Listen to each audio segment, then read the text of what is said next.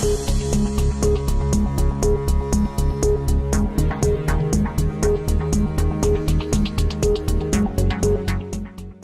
and welcome to Ask the Source. I'm your host, Josh Reinstein, and we're here in our beautiful studio in Jerusalem. My guest today is Lieutenant Colonel in the Reserves, Jonathan Conricus. Jonathan, thank you for being on the show. Thank you very much for having me. Well, Jonathan, your face is everywhere. You were working as a spokesperson within the military during your reserve duty. How was it to make the case for Israel when you're seeing so much anti-Israel sentiment in the media around the world? I mean, I understand how important it is. There's the fighting, the real fighting on the ground, and then there's the battle of the narrative and the whole realm of information. Sometimes the battle of the narrative and information can be even as powerful and even more powerful than what actually happens on the ground. In this day and age, with so much media coverage, with social media and actions on the ground amplified with social media. So I think it's a tremendously important thing to do, and therefore I was very happy and honored to be part of that battle. You know, you usually get questions about if we're doing too much to fight Hamas, but my viewers are more concerned if we're not doing enough. We're hearing reports that 3 of the army units are being pulled back from reserves, that there's less attacks by munition. Are we doing enough to get our policy through of wiping out Hamas? 11 out of 12 Hamas battalions are out of commission. There's still scattered terrorists that are able to emerge, fire an RPG or detonate an IED, and then go back into hiding. But there's fewer and fewer of those in the northern part of Gaza. And if you ask them, they're not having a good time, and they don't think that they have a lot of prospects for the future. There's still a lot of fighting in the south, and there you are correct. I think that the IDF has adjusted its posture a bit and that it's operating slightly differently because there are so many internally displaced persons there, and the IDF is very careful not to kill non-combatants. The world's watching. I think the IDF feels that we're very much under a microscope, and I think that we're making good progress. The IDF is making good progress in Khan Yunis. The next stage will be Rafah, and to cut off those tunnels. But taking personnel out doesn't mean that less force is applied. It means that these people will now go back home.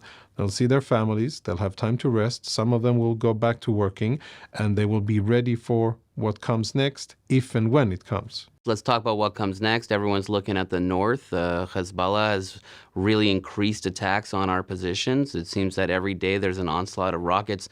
At what point does Israel just say, look, we need to wipe them out? It's just too much already. I totally agree with the fact that it is a situation that is unsustainable. And I think senior Israeli commanders understand that and say it. And I think that elected officials are on record saying that as well, understanding that the reality of October the 7th cannot be continued, and we cannot end the fighting with this being the reality. Israelis must feel safe to go back to their homes, and it must be a safe environment. And the worst part of Hezbollah, the so-called Radwan elite terrorists that they have, their stormtroopers, which before October the 7th were deployed along the border and had the capability to cross into Israel but decided not to, they need to be permanently pushed back, and there need to be a big buffer zone, not inside Israel, but inside Lebanon, making it impossible for them to even get close. There's 2 ways of doing that. One way is using diplomacy, basically relying on the US, on France, and perhaps other international players, the UN, to facilitate some kind of diplomatic agreement whereby Hezbollah forces are pushed north. And if that doesn't work, we have almost 100,000 Israeli civilians that are refugees in their own countries. They need to be able to go back home, and if it's not done diplomatically, then it will be done militarily. And the IDF is gearing up towards that.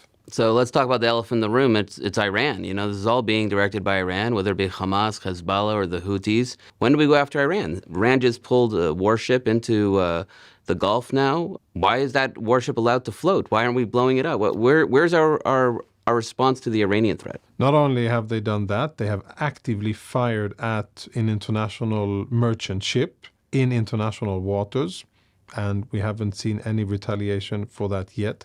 They are destabilizing the Strait of the Bab el-Mandeb Strait, the entrance to the Red Sea, which has global ramifications. And of course, as you say correctly, arming Hamas, Hezbollah, the Islamic Jihad, and basically everybody else who is causing violence and instability in the Middle East. there appears to be somewhat of a disinterest in the West, including also in Israel, to actually take on what the former prime minister referred to as the head of the octopus and really go at the source of instability, violence, and extremism in the Middle East, which is the Islamic Republic of Iran. But I think that what the Iranians are doing now, stage after stage, exposing themselves, escalating the situation themselves, I think this makes it more difficult for those who don't want to engage the Iranians, but eventually will be forced to do so. I hope that Israel will continue with what we've started doing now, which is actually making the Iranians pay a price in Iranian blood, because the Iranians are masters at sending others to fight for them. They're not so happy to fight for themselves. Jonathan, there are literally tens of millions of people watching this show. What message do you have for our viewing audience? My message would be first and foremost to say thank you. I know that almost all of the people who watch this are strong, real supporters of the state of Israel, of the Jewish nation, and I thank you for that. And I think you should be proud in how Israel is holding up. Israel is strong. We are committed to winning this. We understand what's on at stakes here. We will defeat Hamas. It'll take months, maybe years in doing, but eventually we will defeat Hamas.